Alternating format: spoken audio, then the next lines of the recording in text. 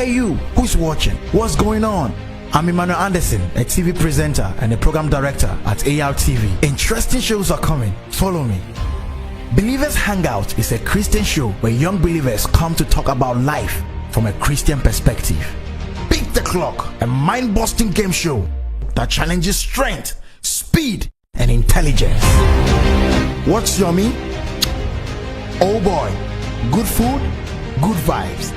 And finally, Musically Inclined, a show that combines form, rhythm, melody, and harmony into one.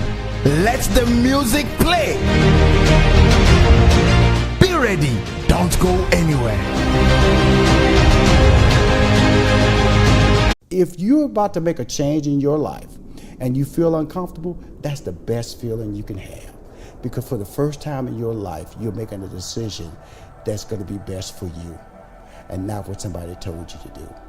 And that's when all bets are off, man, because you're about to enter some uncharted waters that's going to force you to challenge yourself to be perfect. And shooting for perfection is all good. You don't shoot for average. If you shoot for perfection and you hit good or great, you're winning. Don't ever shoot for average. I just try to get people to understand, don't be average. Hey everybody, welcome to Impact Theory. Our goal with this show and company is to introduce you to the people and ideas that will help you actually execute on your dreams. Today's guest is a two-time Emmy Award-winning executive producer and the brand architect behind the Steve Harvey media empire. A long way from where he started as the middle child of 9 kids growing up in the infamous 5th Ward District in Houston, Texas. His father only had a 3rd grade education and his mother stopped after high school, but his drive for more pushed him forward and he got a degree in mathematics and ended up as an executive at IBM. Certain he was meant for something different, however, after 5 years, he left his cushy job for the no-holds-barred world of stand-up comedy. He set big goals and really went after it, and as a comic, he won the titles of Showtime's Funniest Person in Texas for 3 consecutive years and made it all the way to the finals of Funniest Person in America, where he lost only to the future legend, Ellen DeGeneres. Realizing that he was even more powerful behind the scenes as a creator and producer, he leapt at the chance to manage the then up-and-coming Steve Harvey, helping him go from opening act to the globally recognized brand that he is today. Their tenure as partners resulted in an unparalleled run of monster hits, including the #1 syndicated Steve Harvey Morning Show, #1 syndicated Steve Harvey Talk Show, and the #1 syndicated Family Feud game show, as well as 3 consecutive #1 New York Times best-selling books and a pair of #1 blockbuster movies. Since then, he's launched 3815, a new marketing company that has landed several of the world's most prestigious clients, including the Air National Guard. So please help me in welcoming the award-winning baker and 3-time NAACP Image Award winner, Rushion McDonald. Oh, wow. Oh my God! Thank you. I love that you ended on the baking part. You have to. Yeah, absolutely. Which absolutely. I have to say was quite the curveball. One thing that you've taken advantage of in your career that's really been spectacular is the opportunity to reinvent yourself, which I find so interesting. And you said in reinvention, you realize why people are so afraid to act. There's so many unknowns. Walk us through, you've done it so many times in your career, like what does the process of reinvention look like? I would tell you this, fear. I feel that most people stay in their jobs or working things, or even marriage or relationships, because they fear change. Can I do better? Can I get a better opportunity? Will somebody hire me? Will somebody date me? Will somebody marry me? Will somebody want my kids that I have? That's a fear, and people don't want to make change. So I don't just take it from just an entrepreneurial standpoint. I take that conversation to the social behavior of people when they don't want to make adjustments because they've already told themselves they can't do it. And when you make adjustments, when you stop yourself first, really is sad. Because let somebody else tell you what you cannot do. But in the process of that, prepare for success. In other words, are you willing to put time in your next move? And a lot of people say things like, I'm not a morning person. I don't really know what that means. I really don't. I have 24 hours in the day. I try to take advantage of every hour. And I have certain rules that I initially tell people on a regular basis. If you want to start living a successful life, start locking into a consistent time that you should get up every day. Don't let it deviate. Don't, if you say get up at 8 o'clock, don't hit the snooze and get up at 8:30. I get up at 4:30. That's just my time. I'm not a happy guy getting up, but that's a goal I set. And I'm gonna just tell you this honestly: if you're about to make a change in your life and you feel uncomfortable, that's the best feeling you can have, because for the first time in your life, you're making a decision that's gonna be best for you, and not what somebody told you to do.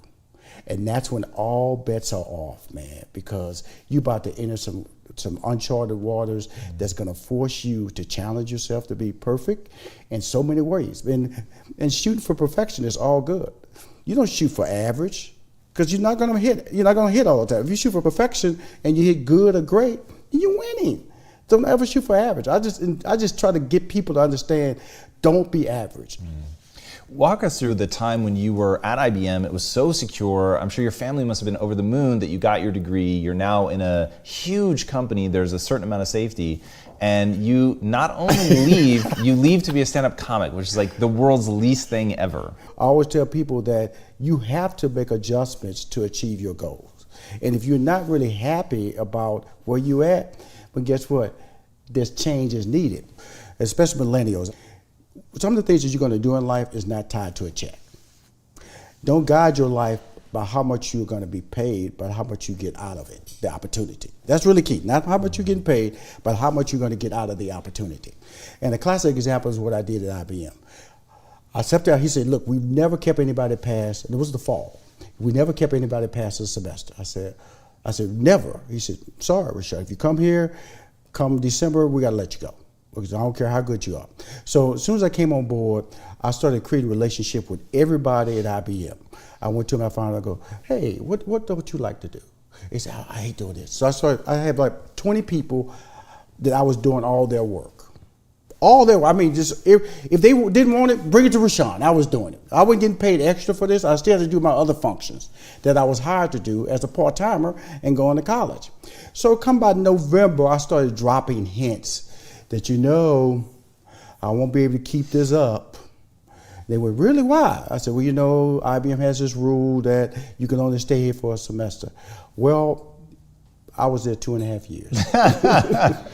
And because I made a conscious effort to bring value to me. So you're at IBM, you finally figured it out, you're working your way up, it's actually working, and then you decide that you're gonna be a stand-up comic. You said you spent a year debating that decision. So you leave IBM, super cushy, parents had to be over the moon proud that you were at IBM, you're afraid of disappointing them, but you do it, you find your own voice, you go, and now you're at some point, you get to New York and you're living in a hovel.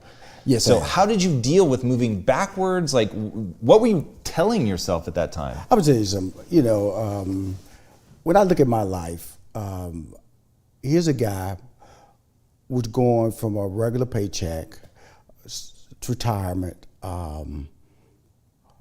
security, because at that time, IBM had never laid off anybody in the history of that company, to traveling from gig to gig for $75 for a meal.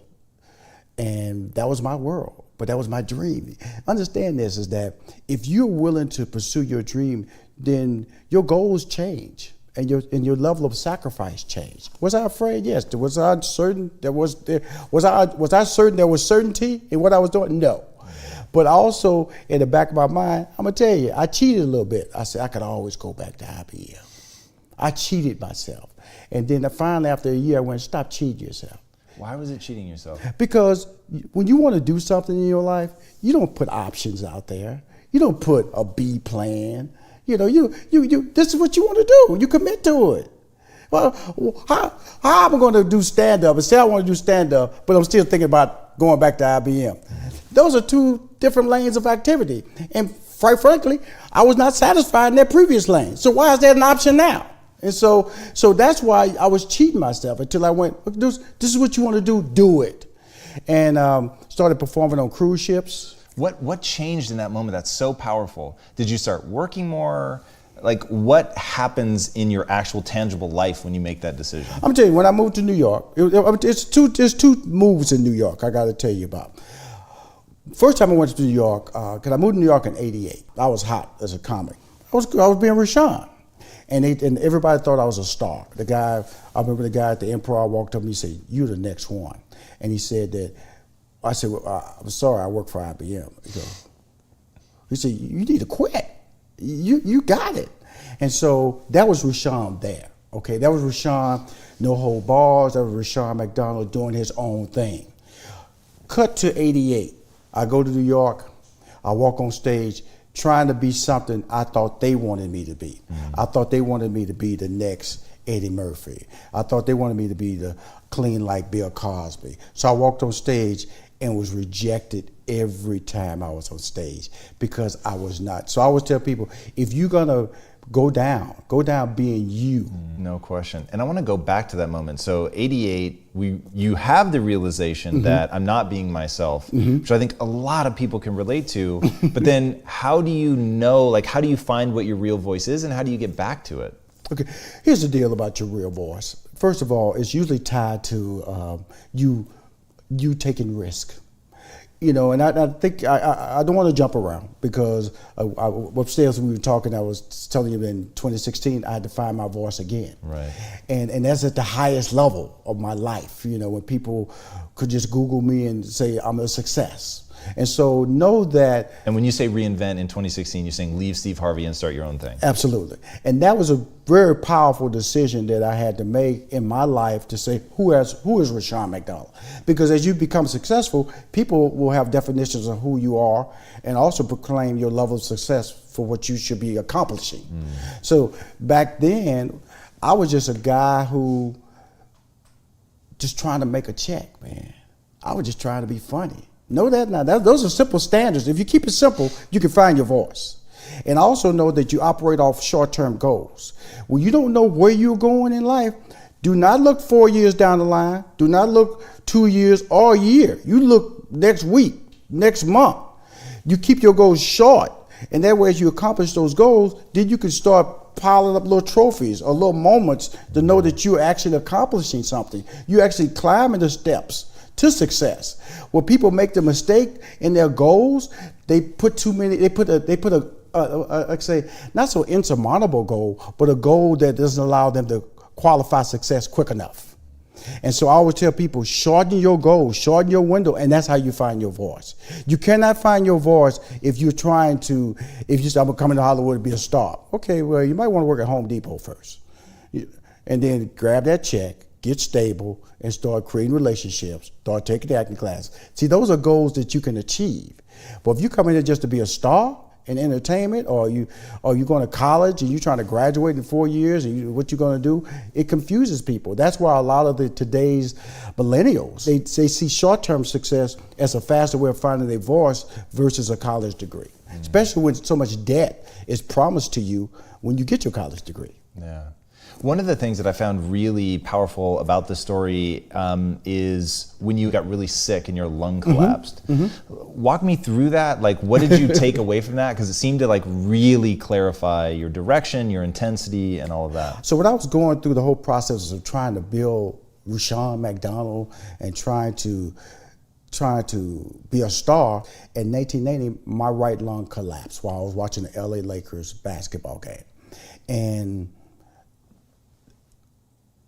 the thing about youth is that we all feel we are immortal. You know, you feel you can heal yourself. So I thought I was having heartburn, but my right lung had collapsed. And so I went to a drugstore and I got me some Tums.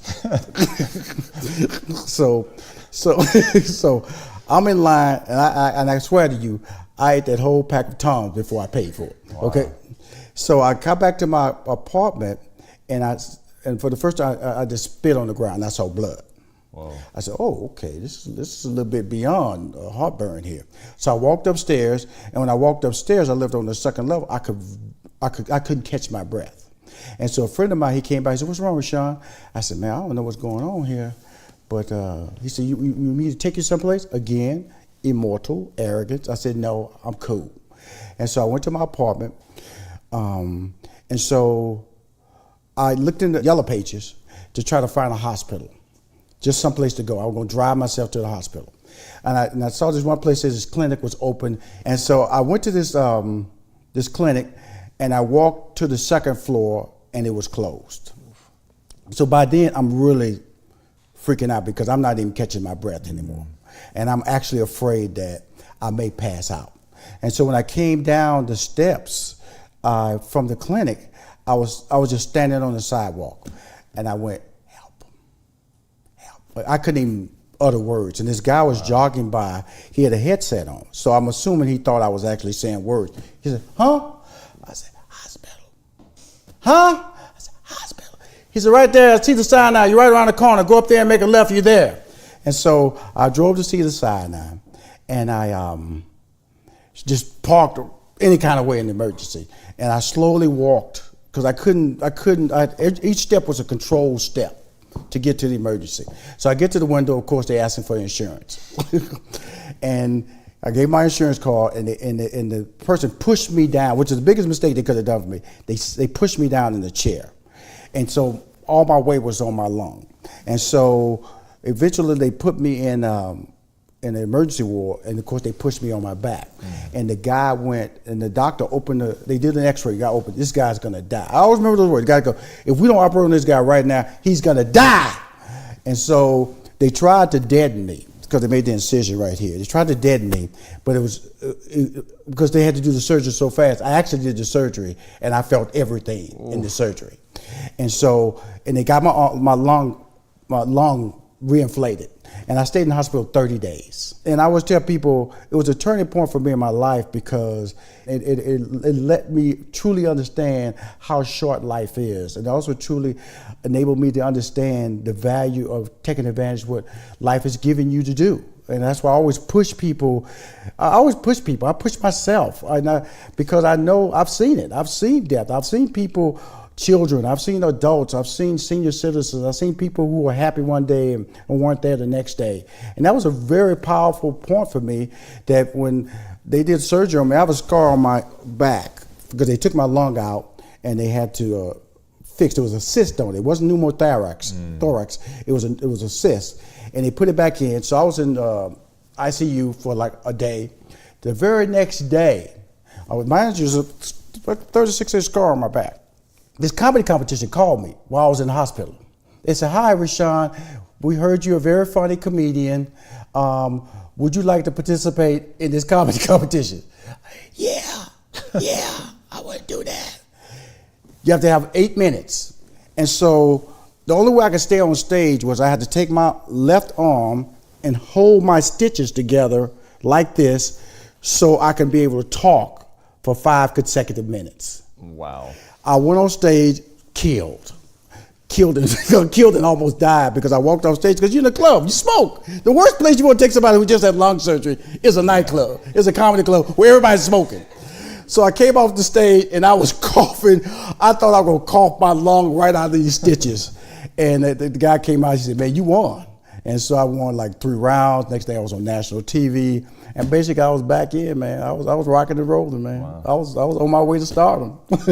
And what's your takeaway from that in terms of like doing whatever it takes, or Absolutely, you do whatever it takes, okay? Even if it risks your life, that's your dream. I made the decision that, look, this is what I want to do. Somebody's giving me an opportunity, I'm gonna take advantage of it. And that's what I was doing. That's crazy. How do you help people that reach out to you? 'Cause a lot of people reach out to you for mentorship. How do you help them find the thing that they want that badly? I have a little quick theory I tell people, Tom, and it's this. A 40-hour work week is the best platform to design your career if you're an entrepreneur. If you say you want to do something, put it on an 8 to 5 schedule. Take a lunch break. And if you really committed to your life, I swear to you, on that first day of work, probably about an hour, you're going to be done with your career because you hadn't put enough time in it. Now, you look at Rushion McDonald. I know how to do PDFs. I know how to do PowerPoints. I know how to do Excel. I know how to do accounting. I know how to do the press release. I know how to edit. I know all these things I had to learn in my 40-hour week. It wasn't just be going on stage and telling jokes. It wasn't just be writing scripts. It's writing sketches, going in night. That's part of my 40-hour week. And what people don't do is they don't even put 40 hours of work into their own career, but then they get mad when somebody asks them to put 40 hours of work so they can get paid. That's why I go back to that thing. A standard job gives you the tools for you to be successful as an entrepreneur. It tells you you have to work a certain time period. When you're working a certain time period, you have to be committed to certain tasks each day, and you have to complete those tasks. You carry that same principle to yourself as an entrepreneur. Very simple. And when I tell people a general light bulb pops off, then when they try to apply, they see exactly what I'm saying. After about an hour, they don't know what they're doing with their career because they've never in their lives sat down with a plan. And from that day moving forward, they will start understanding the value of how much work it takes to be successful in the chosen field that they've chosen to be successful in.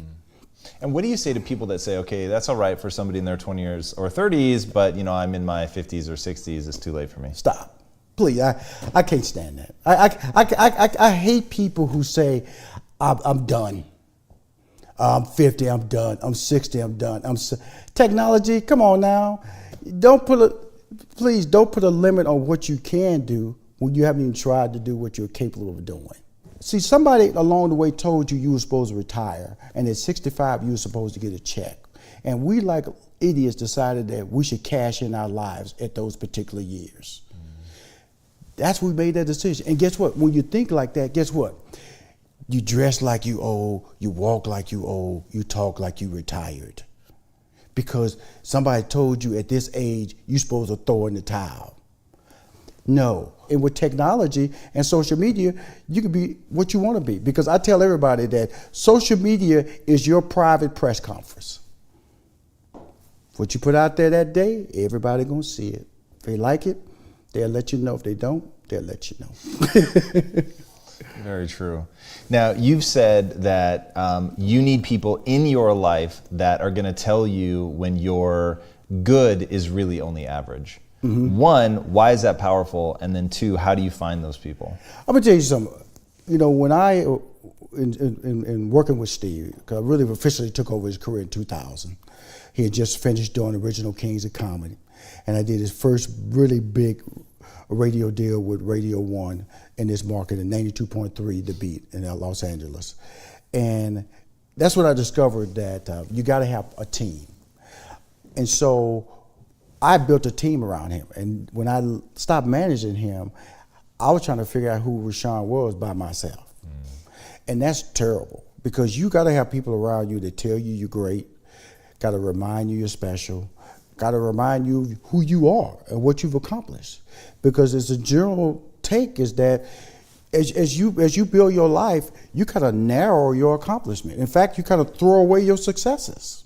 And so that's why it's important to have people in your life that are there to pump you up, to tell you, no, you've never done it that way like that before. You're committed to a certain plan of opportunity. Rushion, you shouldn't do it that way. You got to have a team to remind you of what you can do and what you've done. That's important. If you don't have a team and you're trying to rock it by yourself, you're just going to be frustrated. And I kid you not, you will fail. You got to have relationships, not only personal relationships, but business relationships. What's the trait that you have that you've cultivated that's allowed you to be so successful? I'm from the inner city, man. And I'm not. What annoys me is that I'm that person that everybody says is unique and special, and that's sad because I'm only unique and special because you know me. I tell people on a regular basis that my success is tied to you. Everybody in this room, my success is tied to. Because when I leave this room, I've touched them in a cool way. I've made them think about something in their lives. And that's the talent God gave me. And my wife gets annoyed at me because I walk in a room and I go and I can tell people exactly who they are within minutes. And I can tell them what they should be doing with their lives. Now it's up to you to make that decision. And so is that a gift, or is that just a willingness to be honest with people about what they should be doing in their lives? I say it's just a willingness to be honest. If you're doing this and you're not happy, stop. But when you're planning an exit plan, plan it. and also keep that financial income coming at a very, as long as you can. But you have to realize that one day when you wake up, Tom, that it has to be about you. It really has. It's not about who you're married to. It's not about who you're dating. It's not about your kids. It's about you. And if you realize that, you will be successful. Because if all your success is about being positive and that you're not driven by selfish modes or selfish gains, then everybody will win. That's incredible, man. I want to talk about the inner cities. So I've worked in the inner city a lot, and ironically, I worked with a kid whose name was Rashawn. Awesome. And I big brothered for him for 8.5 years, and it was transformative in my life. And then I end up later having a lot of employees that are in the inner cities, probably about 1,000 of them. And I'm also obsessed with Jay-Z, and so I'm looking at all this, and I'll bring it together for you. I'm looking at all this, and I see, okay, Jay-Z goes on to be extraordinary. Most of these people will not, and I realize that the inner cities break most of the people that it touches. But every so often, it does something so magical to that person through hardship that they end up going on to be this just indomitable force. It's clearly what's happened to you. It's what's happened to a lot of people that have come out. But why? Because when I asked that question, you said, I'm from the inner cities, as if that answered the question. And if somebody really understands it, it may. But what do you mean by that? Because you have to leave the hood to be successful. You cannot stay in the hood to win. But what did you learn in the inner cities? I didn't really learn anything. I just knew how to get out. When I sat in front of a television, man, I just saw things that I didn't see when I walked out my front door. I lived in it was 2 parents and 9 kids living in a 1-bedroom shotgun house. If you don't know what a shotgun house is, you open the front door and you can shoot a gun out the back door and it doesn't hit anybody. So I know exactly where I grew up, and I knew exactly the environment that I saw on TV was not around here. I rode a city bus. I didn't see a black person till I got downtown. TV is amazing to me, man, because, information is amazing. I think that if you give people in the inner city information, they will get out a lot faster. But what happens is, if every one of my friends that I hung out with, if we all stayed in the inner city, I would not be sitting here. I went and worked for a Jewish deli, learned how to make sauerkraut, Rubens, all these things were shaping Rushion McDonald out of the inner city. Learning how to relate to people that weren't people in the hood, learning that there's a bigger scope of conversation that I had to gain. And so, but what I didn't lose was who Rushion McDonald is. See, you can leave and still be Rushion. I'm gonna be Rushion now. I'm still gonna be that guy. The dream is to really, if I had to tell anybody something who's watching this show, is that if you see it on TV, create a realization that you can actually be a part of that. And if you do that, it would change the way you look at things. When I was in high school, we used to drive around in better neighborhoods, and look at these big old lawns and look at these big houses. And I would just realize, and my friends would say, "What you doing?" I said, "Because I want to know how my house is going to look." So you and anybody watching this show, drive around. Start setting your goals. Because see, if you start setting your goals, then you have dreams. If you have dreams, then guess what? That brings on expectations. Those expectations can only be reached by proper planning. If you plan, you will win. I don't care. Yeah, you're going to have setbacks, but you got to plan. That's what everybody's supposed to do a certain thing, but they don't want to do it because what? They don't have a plan. Set that plan in place. And I'm gonna tell you something. When you start doing it, it's gonna be rough. It's gonna people understand me. They're gonna tell you, what are you doing? You're incapable of achieving that moment in your life. I've been told that a lot of times. I'm cool with that too. I was told I was a fool for leaving IBM. Been told that I was a fool for moving to New York. I was a fool for moving to LA. I was a fool for managing Steve Harvey when I gave up a successful stand-up comedy career. I've been told I was a fool for stop managing Steve Harvey. So people will tell you you're a fool. I embrace that because that's what life is about. Challenging you to do something that people tell you you're not supposed to do.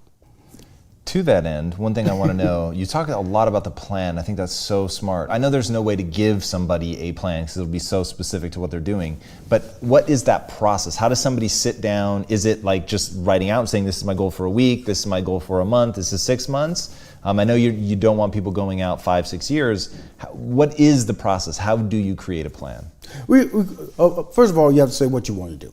Okay, whether it's going to school or whether it's starting a business or getting in business with somebody, and it's a process. If you're starting a business, go to a local SBA office. Okay, there are people down there that tell you what a business plan is all about. Now, if you want to be a writer, I always tell people that, and you don't know, there are people in this city or cities around this country who want to act. Well, do table reads with them and videotape them, because that's what they want. They want monologue reels. They want reels. And so there are always lanes. And so you have to pick what you want to do. And I would tell you this, Tom, and I say this honestly with everybody, is that if you want to be successful, you have to write down why you want to be successful. Why? Why you want to be successful. Why? Because a lot of people might say, I want to do it for money. I want to do it for passion. I want to do it for cause. That why will determine the steps that you have to put in place to be successful. Because if you're doing it for a passion or charity, I mean, you need to bring people on board to help you with that.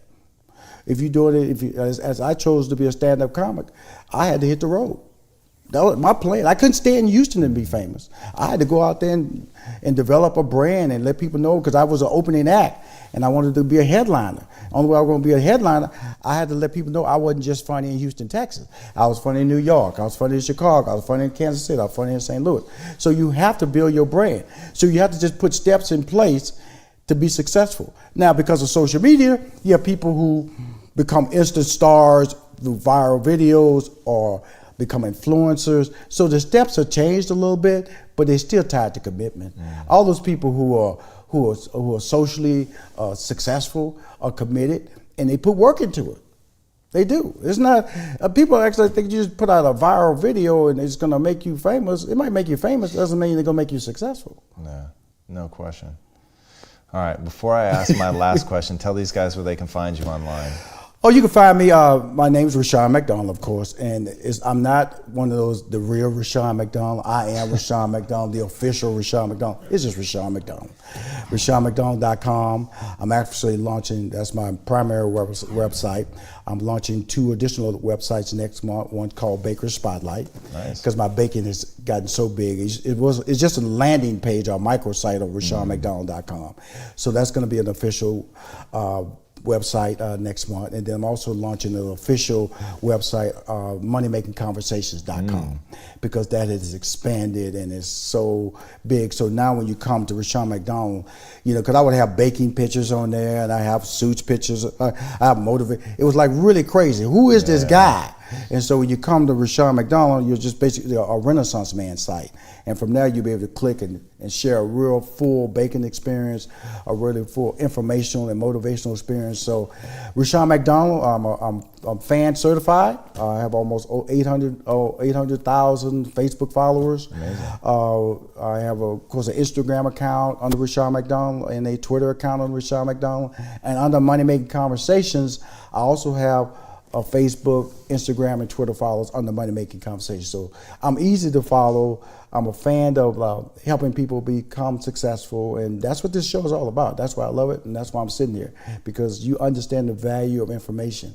And we live in a world of information, and sharing it for free is important. No, I totally agree. So what's the impact that you want to have on the world? I'm having it now because I'm living my legacy, and my legacy is really an awakening to me. But it's really funny doing my Money Making Conversations show, because I get to talk to people, and I didn't realize how impactful I had. When I hear Lala Anthony call on my show, or Nick Cannon call on my show, it's just amazing when they tell me how I mentored them just naturally. And it's really, when I talk about the impact that Steve Harvey and I made on daytime television, how we made the African American experience, I think, acceptable, especially in the male genre. And especially daytime, because we wasn't supposed to make it. You know, Katie Couric was launched that year, Jeff Probst from The Survivor. They were supposed to be the ones that were supposed to be winners that year. Ricky Lake was that same year that we launched the talk show. Taking a Family Feud show when we launched it in 2010, the ratings were 1.7. Now it's the hottest game show. Wow. And to be instrumental in that marketing process and just carrying my natural instinct. So my next goal in life right now and my legacy is to be how many people I can make successful. And I'm not trying to get a check on that. I always tell people, somehow in my life, I'm gonna get paid. But I'm not gonna use an approach of, I'm doing something for you and you owe something back to me. Right. That can't work for me. So that's my legacy. I love that. Rashawn, thank you so much for coming on the show. Amazing.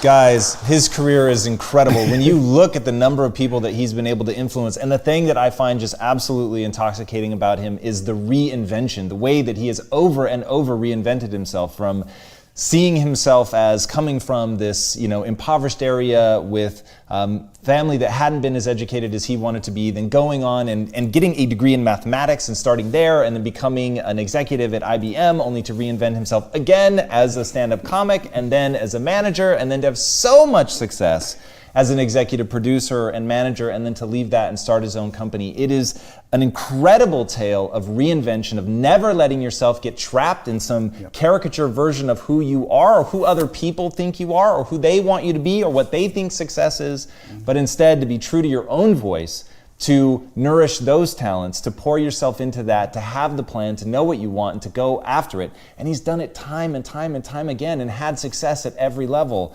It's absolutely incredible. And I know that so many people struggle with that sense of, oh, it's too late, that moment has passed me by. And to see him do this at 60 is just beyond inspiring. So I hope that you guys will take as much away from this as I have. And we hardly touched on, the man is like a world-class baker. Literally, even I still don't understand.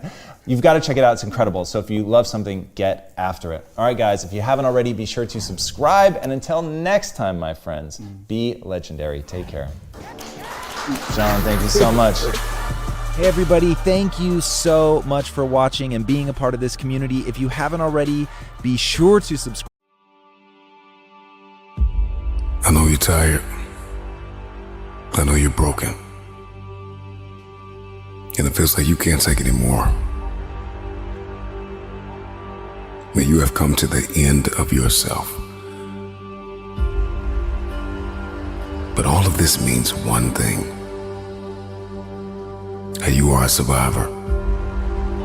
Your greatest weakness, the hurt, the pain, the betrayal, the feeling that you get when you wake up and you are inundated with so much responsibility. Feels like you can't breathe. Paralyzed by the pain of life. I can only imagine what it's been like to be you. But I'll tell you this, there is a switch inside of every one of us. And at any moment in life, you can turn that switch from surviving to winning. Because ultimately, survival is an illusion. There's only two types of people in this world. There's people who lose, and there's people who win. And it's hard to be a loser.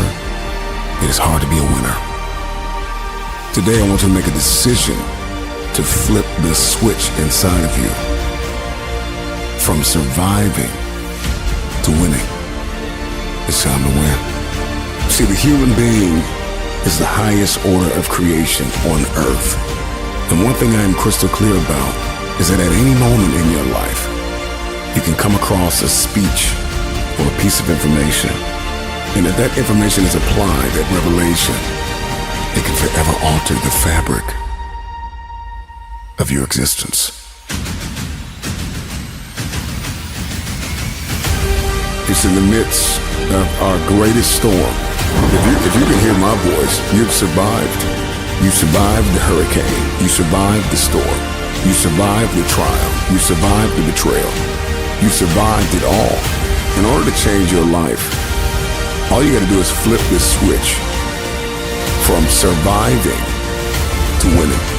See, a survivor will sit and wallow in the pain of the past. But a winner will build even when they are broken.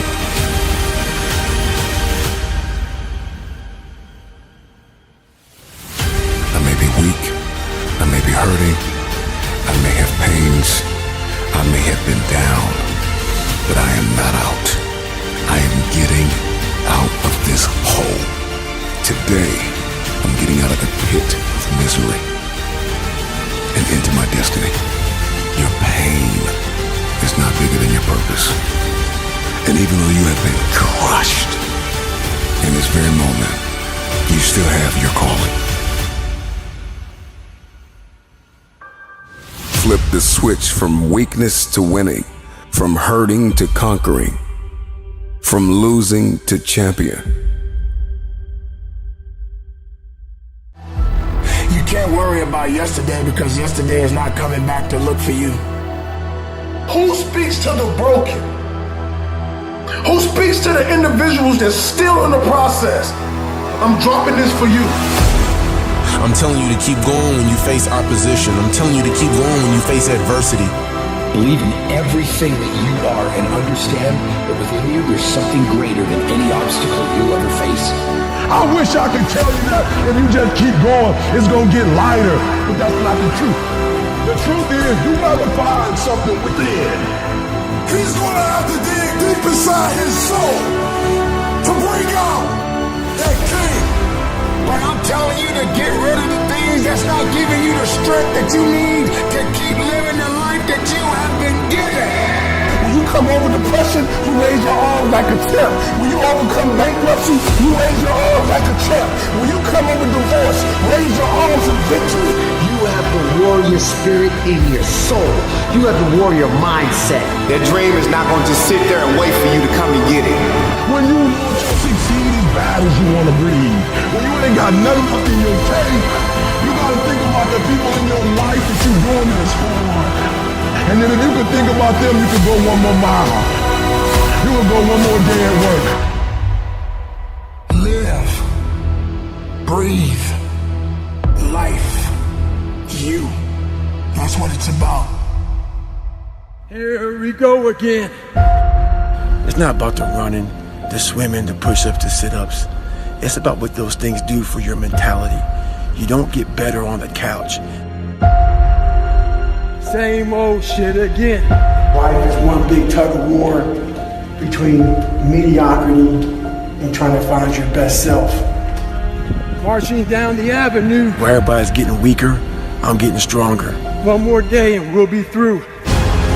At the bottom of insecurities, fear, self-doubt, lies, was me buried in the fetal position. How I got out of that was recognizing, being honest with it, being truthful with it, and then fix it. Stay in your own mind. Don't let them own yours. I wasn't born this motherfucker. I made them. Here we go again. I never said when you want to succeed as bad as you want to eat, because you can go 21 days, maybe 30, but without eating. I never said when you want to succeed as bad as you want water, because you can go about 3 days or so without it.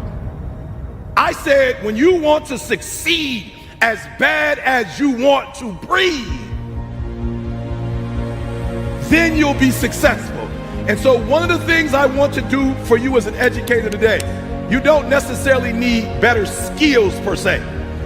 That's not what you need. But what some of you need is to go from 70% to 120%. Some of you need to go from 80% to 120%. The reason why I'm giving 120 is because your daddy's not in your life. The reason why I'm giving 120 is because your father's in prison. The reason why I'm giving 120 is because your mom is working 2 jobs. The reason why I'm giving 120 is because your grandma is raising you. The reason why I'm giving 120 is because you live in a community where education is not valued. So I don't care what you do academically, when you leave here, you can't go and get credit for getting A's. That in your neighborhood, in your community, nobody affirms you for reading at a certain level. Nobody affirms you for doing well on your ACT or your SAT. Where you come from, education is not affirmed. So even if you are a scholar, you have to keep it to yourself. You have to suppress it. So the reason why I give 120 is because your daddy's not there to give 80, and your mama's too tired to give 100, and your grandma is washed out, so she's giving 50. And y'all do that little stuff about you gonna eat, but y'all ain't got no doggone motor. You get tired quick. You practice for 1 or 2 days, you wore out. You do a couple hours, you tired. But yet you compete against people right now, that's their lifestyle. And you think they about to let you take their lifestyle? I don't want to do it as much as I want to eat. I don't want to do it as much as I need to drink. I want to be the best in the world as bad as I want to breathe. I want to be the Michael Jordan of education. I want to be the LeBron James of education. And I ask you the question. I ask you the question today, are you giving 120? I never said when you want to succeed as bad as you want to eat. I never said when you want to succeed as bad as you want water. I said when you want to succeed as bad as you want to breathe, then you'll be successful.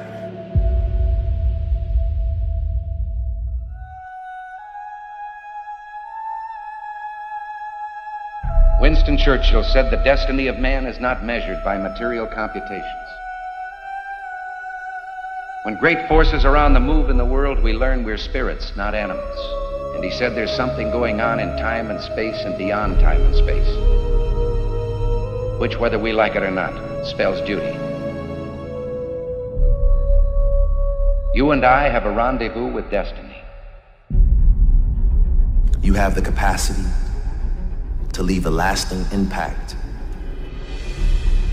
an indelible impression upon this world. It is about becoming a master of your own destiny. As your understanding and perception of life deepens, you will see everything is in your hands. All of us have something in us that we must live.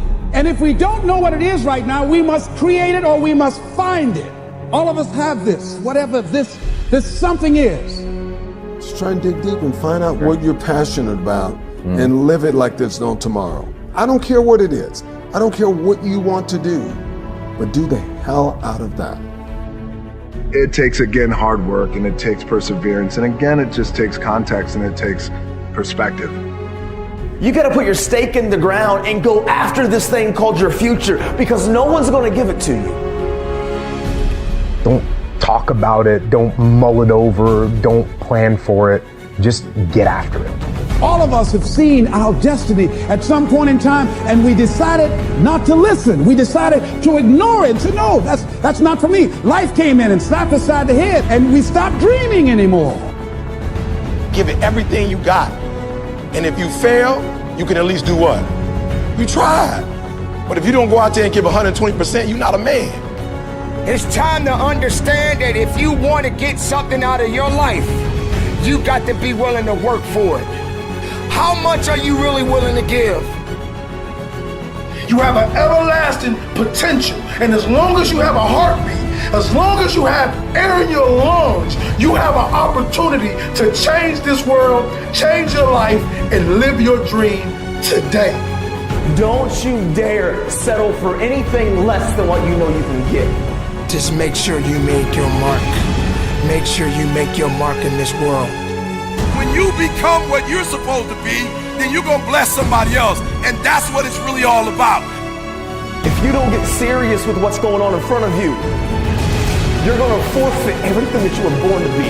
Take the leap of faith and believe that everything is going to be all right. Take that leap of faith. Trust yourself. To bring out that king, that legend.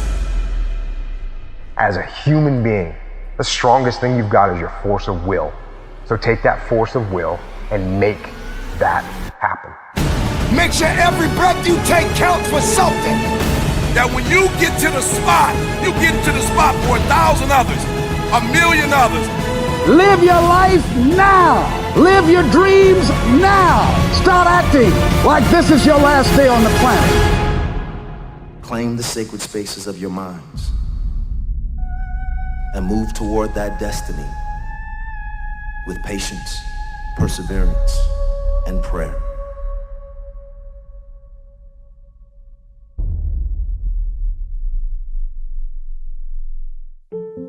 Tick tock. What is ticking off here is not the clock, it's your life. You are running out of time. I hear the clock ticking.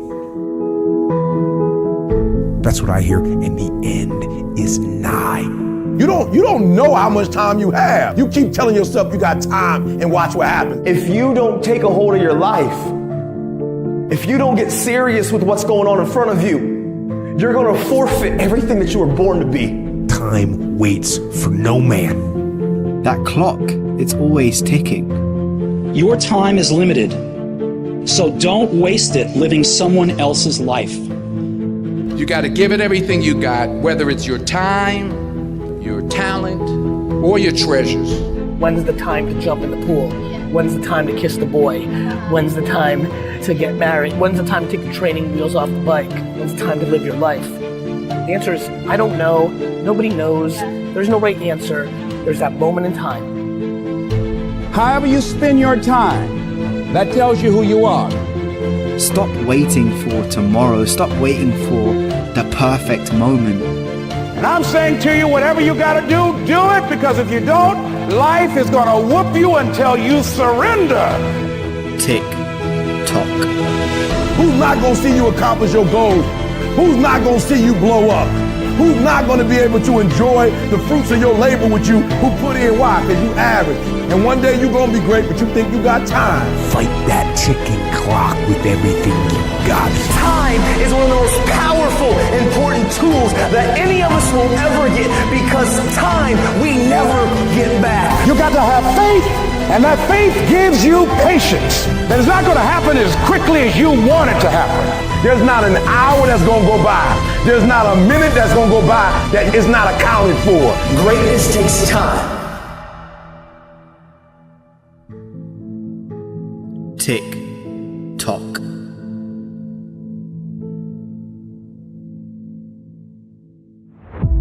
You don't always have to talk about what you're up to. Let your results speak for you. Let your actions speak for you. Social media doesn't always need to know about your grinding and hustle. People will know about it when they see your results. It's the one thing you can't fake. There's a lot of fake people out there talking a lot of crap about who they are and what they've accomplished. But one thing you can never fake is results. Be that person, the one who delivers, not the talker, not the statement maker, the result maker. Confuse them with your silence and shock them with your results. Under talk, over deliver. There's a saying, when you build in silence, they don't know what to attack.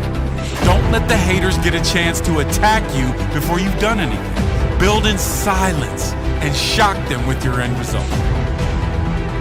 You must know the results will come.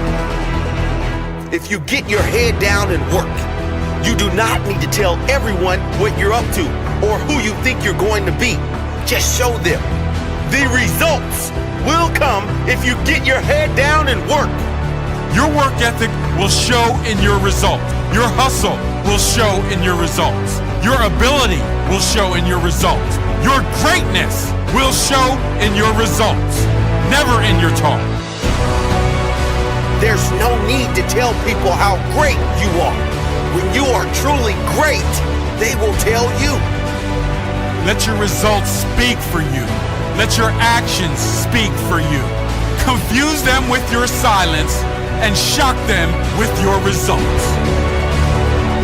Your work ethic will show in your results. Your hustle will show in your results. Your ability will show in your results. Your greatness will show in your results, never in your talk.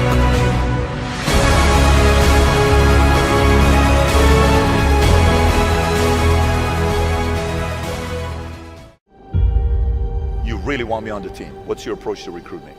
You want first place, come play with me. You want second place, go somewhere else. Like I would watch Magic play. I'd watch Michael play. And I would see them do these unbelievable things, and I'd say, you know, can I get to that level? I don't know, but let's find out.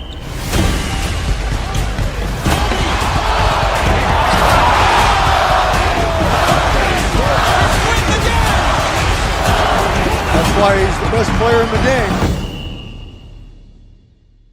Everything was done to try to learn how to become a better basketball player. Everything. And so when you have that point of view, then literally the world becomes your library to help you to become better at your craft. So because you know what you want, the world's giving you exactly the information you need to become better at it. Because you know what you're looking for. So many guys tell stories about your work ethic. Yeah. What was really your work ethic like, and for how long did you stay disciplined? Well, I mean, every day. I mean, since 20 years. It was an everyday process, and trying to figure out strengths and weaknesses. For example, jumping ability. Man, my vertical was a 40. It wasn't a 46 or a 45. My hands are big, but they're not massive. Right? So you got to figure out ways to strengthen them so your hands are strong enough to be able to palm a ball and do the things that you need to do. Quickness, I was quick, but not insanely quick. I was fast, but not ridiculously fast. Right? So I had to rely on skill a lot more. I had to rely on angles a lot more. I had to study the game a lot more. And but I enjoyed it though. So like from the time I can remember when I started watching the game, I studied the game, and it just never changed. It's a good separation for me, emotionally, to be able to put myself in a place where at practice or when I'm training or during games, I switch my mind to something else. I switch my mode into something else, right? For me, it's the equivalent of Maximus Decimus Meridius in Gladiator picking up the dirt, smelling the dirt. It's go time, right? So that was my mental switch. It was like an actor getting ready for a film. You got to put yourself in that cage. When you're in that cage, you are that character. And then when you leave there, it's something completely different. But when I'm in that cage, bro, don't touch me, don't talk to me. Just leave me alone. Like I told my professor, what happens if I fail? He said, what happens if you pass? I said, but what happens if I don't get it? What happens if I put in all these years and it don't work out? He said, but what happens if you put in all these years and you get it?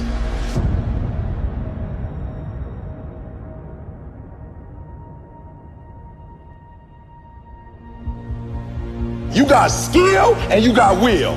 You got skill and you got will. Two total different things. You were born with certain things, but to get to the next level, and not just get to the next level, to stay at the next level, you gotta have will when you get to that next level. So when you play, you have to compete. When you have an opportunity, why would you give 80% when you have an opportunity? Somebody answer that for me. Y'all talk. Why would you give 80%, 70%? Why wouldn't you always give 120%? For real, you might get it, but right now what? Oh, I can't hear y'all. You may get it, but right now what? You don't have it.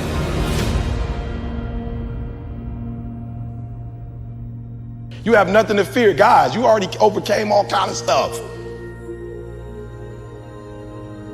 Because a lot of you don't see that what's going to take you to that next level that's going to separate you from everybody else, because you got to have something that separates you. What's going to separate you from everybody else? Right? I don't know what that is for you, but just talk about it. When you hear my videos, one of the things you notice that separates me from everybody else, I don't do what in any of my videos? I don't curse. You've never seen me cuss before. You've never seen me drink before. You've never seen me smoke. I'm not against drinking and smoking, but my brand is I don't drink, I don't smoke. What are you going to do to separate yourself? Like, I do things to separate myself from everybody else. The passion that I have when I speak, the grind that I have when I do what I do. What are you going to do to separate yourself? People you're not even going to be hanging out with. All I want to hear is E. They grinding like they never grind before. Johnny, I want to hear they out there handling that rock like E. They monsters, E. They like freaks out here, E. Like, they going hard, E. That's all I want. What's some more stuff that's keeping you from doing what you're supposed to do? I love it.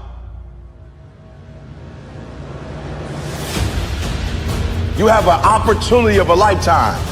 And what I'm trying to get you to understand is, when you understand you have an opportunity, you play a little different. And it was track and field. And the gym instructor pointed to my father online and said, Cyril Tyson, everyone look at him. He does not have the body type that would excel in track. And they used him as an example. And he says, what? No one is going to tell me what I can't do in my life. And he used that as a reason to start running. And he started track in that moment. He decided that one of his next tasks in life would be to take up running and excel at it. Within a few years of that, he became world class. At one time, had the 5th fastest time in the world. In the middle distance, they don't run this anymore, 600-yard run. In 1948, the Olympics was not yet ready to come back to us because we're still roiling from the Second World War. Instead, there was still an Olympics. It was called the GI Olympics, and it was held in Hitler Stadium. So he competed in Hitler's stadium in the late 1940s, and just one of the great memories of his life. But the reason I'm saying all of that is they were competing against the New York Athletic Club. In the day, once you graduated college, you needed some sanctioning body to compete with. So there were athletic clubs. The New York Athletic Club at the time accepted only white Protestants. So there was another club called the Pioneer Club, which took everybody who was not accepted to the New York Athletic Club, which was basically blacks and Jews, is really what that came down to. And his best friend, Johnny Johnson, okay, was coming around the back stretch, might have been the quarter mile, coming on the final straightaway. And a runner from the New York Athletic Club is a few paces behind him. And Johnny Johnson overhears that runner's coach say, "Catch that!" And he overheard this. And so what did he say to himself? He said, "This is one he ain't gonna catch." And that extended his lead to the finish line. And he tells this story not with any bitter tone. So he never had that kind of tone when he shared those stories with us. It was, here's an occasion to parlay what today might be called a microaggression into a reason to excel even more than you had expected of your own abilities and talents. And so I have taken that lesson with me. How did you get mentally and emotionally so strong where it doesn't bother you? Well, you got to look at the reality of the situation. Like for me, it's not, you kind of got to get over yourself. Like, it's not about you, man. Like, okay, you feel embarrassed. You're not that important. Like, get over yourself. That's where you go. Get over yourself, right? Like you're worried about how people may perceive you, and like you're walking around and it's embarrassing because you shot 5 air balls. Get over yourself. Right? And then after that, it's okay, well, why did those air balls happen? Got it. High school, year before, we played 35 games, max, right? Week in between, spaced out, plenty of time to rest. In the NBA, it's back to back to back to back to back to back to back. I didn't have the legs. So you look at the shot, every shot was online, but every shot was short.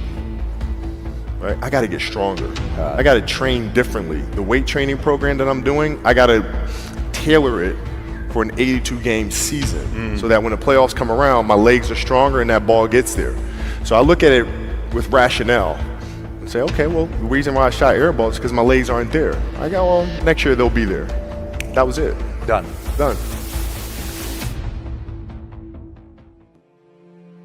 I wasn't successful because of who I was.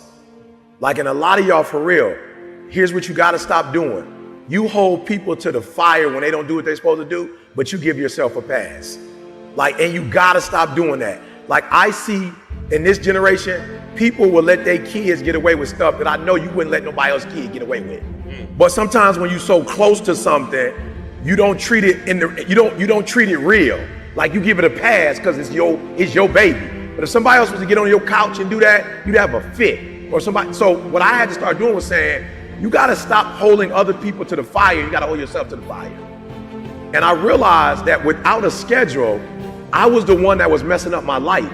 And I realized I needed a schedule because I wasn't the brand to get me where I wanted to go, if that makes sense. Like that version of Eric Thomas would never make me a 1%er. I realized that. So when I sat down with Warren Buffett, 3 things that blew my mind. I never really realized where his money came from. So the first thing I did was I was like, yo, his money comes from investments. Well, what happened was when he was 12 years old, his father gave him his first grand and let him make an investment. So I realized he's not getting up early in the morning just to get up in the morning. What he says he does is he reads. He doesn't just read books. That's not what he does. He reads financial reports. So this dude was telling me he read a financial report of General Motors in 1964. And I'm thinking why would you be reading? It's 2014. He was reading the document, the financial, listen to me. He's a financial genius. What was he reading? Finances. For real, y'all be coming up to me like, yo, E, what you reading? Why? You trying to be a motivational speaker? You trying to be the next Martin Luther King? You trying to be the next Mother Teresa? Why are you trying to read what I'm reading? What are you trying, you trying to impress somebody? Why are you reading what I'm trying to read if you're not trying to be me?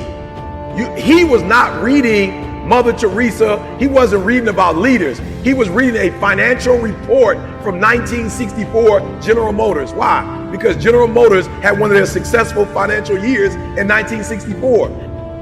And so he was looking for the clues of what were they doing specifically in 1964 that can be duplicated in 2014. That's what he was looking for.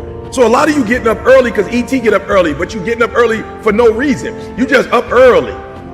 So be careful that your routine is pointing to where you're trying to get to and you're not wasting time. So I'm looking at Warren Buffett. He says he reads 6 hours a day. He reads financial documents 6 hours a day. That's the first thing he does, 7 days a week, 6 hours. But watch this, you go, ooh. When you read something for 6 hours times 7, that's 42 hours, right? That's 42 hours a week, right? I don't know how many hours that is a year, but guess why he makes the best financial decision? Because all he's doing is financial stuff. He putting in 10,000, 20,000, 40,000, 50,000 hours.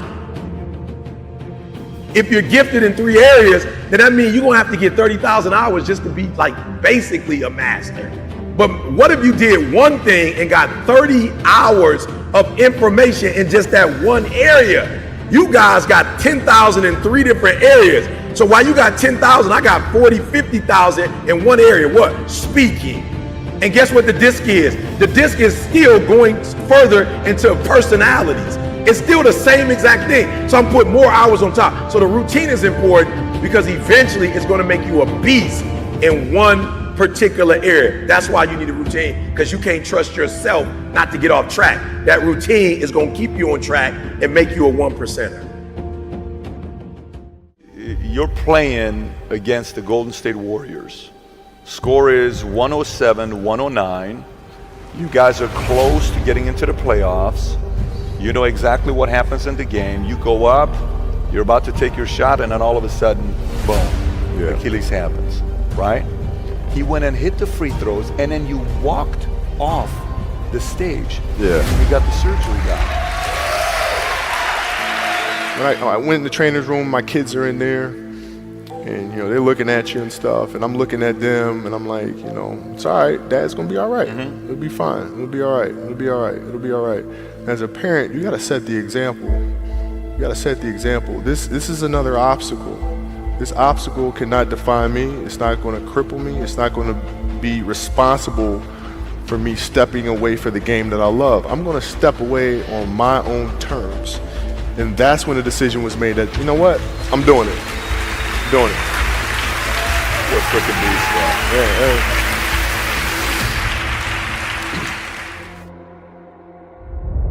Push yourself. So you want to be the best. You want to get to the top.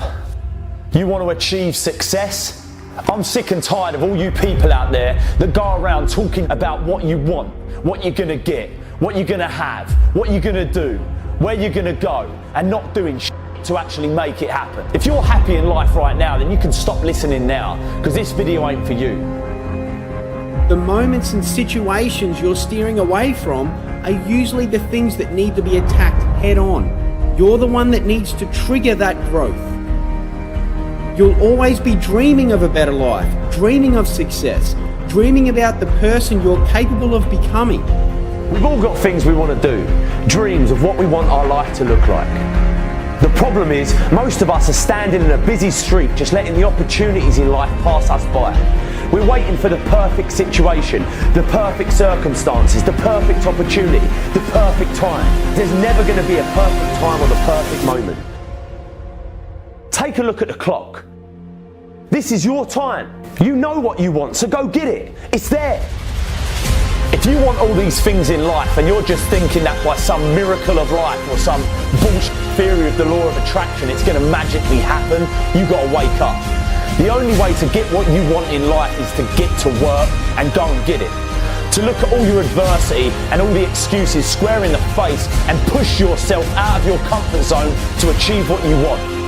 Your biggest growth moments come from a place of discomfort.